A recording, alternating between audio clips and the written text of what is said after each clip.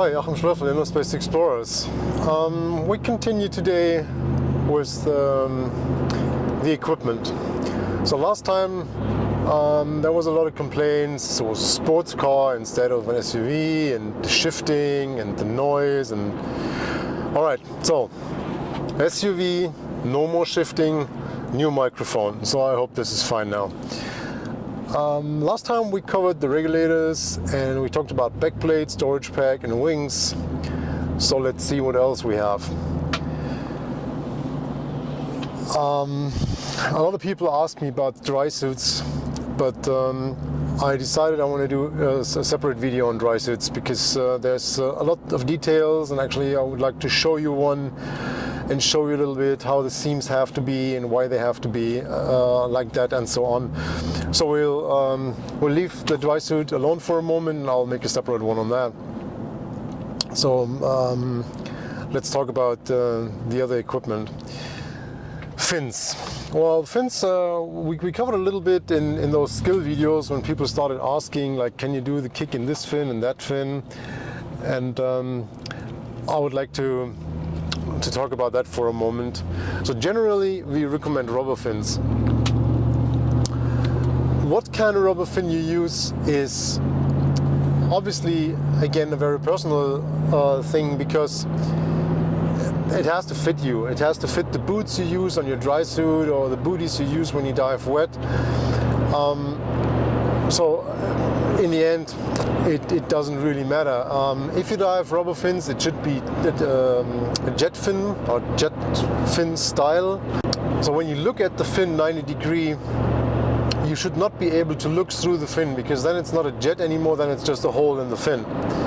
So the classical Scuba Pro jet fin or Burchard jet fin, Hollis F1, I think Poseidon has some as well.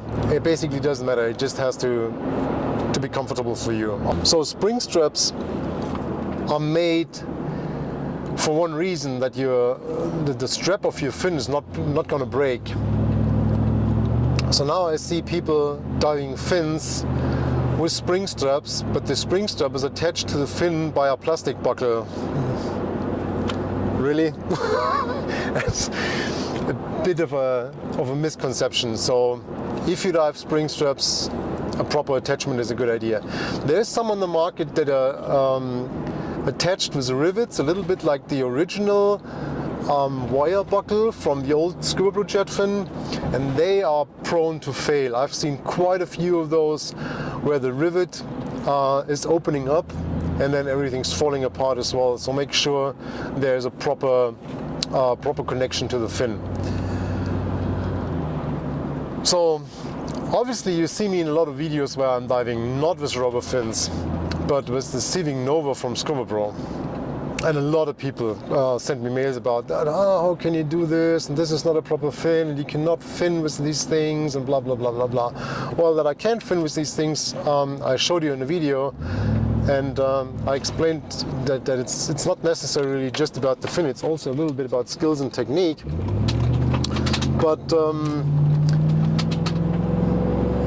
a point for me is when I'm traveling, it's all about weight. I mean,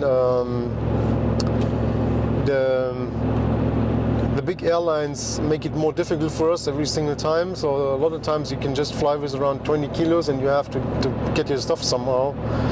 And so for example, the Sieving Nova, it just doesn't weigh anything. It's a really super light fin and I like it.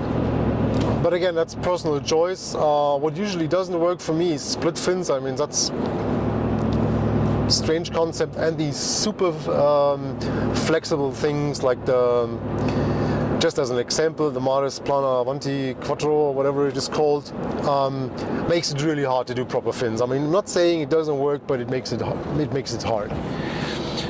So obviously these fins have their limits. So when I'm diving single tank, like pure recreational diving, or even if I'm diving side mount and there's a very small amount of drag, they work great. So if I put a set of doubles on my back and 3 stages, obviously these fins do not bring me anywhere. So then you have to dive rubber fins.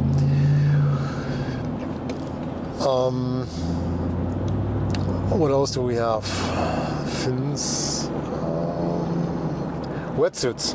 Wetsuits are a special topic, and I have a very special opinion on that, and you may find it uncomfortable, but I'm just telling you what I like and what I don't like. So for me, a wetsuit is maximum 5 millimeters. If it is more, I'm missing the flexibility, and I feel a little bit like in a cage. So the simple rule for me is, if it gets so cold that I'm not comfortable in a 5 mil suit, I dive dry. That's it. So when I'm diving wet, which I enjoy a lot, I use these free diving, apnea kind of suits, and the reason is they don't have any zippers. So in all the wetsuits I dove over my career, the first thing that broke was always a damn zipper. So the second thing is that through the zipper you always have a constant water exchange. It doesn't matter if the manufacturer puts some piece of neoprene behind or some other super fancy idea, it's always a failure point. So I like this to be off the suit completely. And with these apnea type of suits, the problem is basically not there. So you probably realized in a lot of the videos I'm diving a SEAC in a little bit of camouflage pattern. So this is not about the camouflage. A lot of people were asking me about that. Why do you dive this camouflage? Well, I was just available in my size in this pattern, so I took it. That's it. It was not super fancy. I would have also taken it in black or orange. Orange would be cool, but unfortunately it's not available. So the point is, it has an attached hood. It's the trousers and the upper part sealed with a neoprene on neoprene, and yeah, no zippers at all. This is super comfortable, lightweight, super flexible material, very pleasant to dive. Everything else that I tried so far was not convincing for me. I mean, I have plenty of suits flying around and tried this and that, and I mean, they're all diveable, but if I have a choice, I would always go for one of those. Another thing a lot of people ask about is gloves, because usually you see me either in dry gloves or you see me in these cut-off gloves. So a lot of people ask, where do you get these cut-off gloves? Well, I do not know any diving manufacturer who has them. So what I do, I just buy a normal set of tropical gloves and just cut them off. Because I like the protection on the palm if I grab like an anchor chain or something like that. At the same time, I like my fingers to be able to feel line and work on the knobs of the camera and all of this. But there are actually gloves with cut-off fingers. I think for biking and actually even for some fishing stuff you can have them. Weightlifters sometimes use them. So when you look around, you will actually find some that are perfectly fine for that.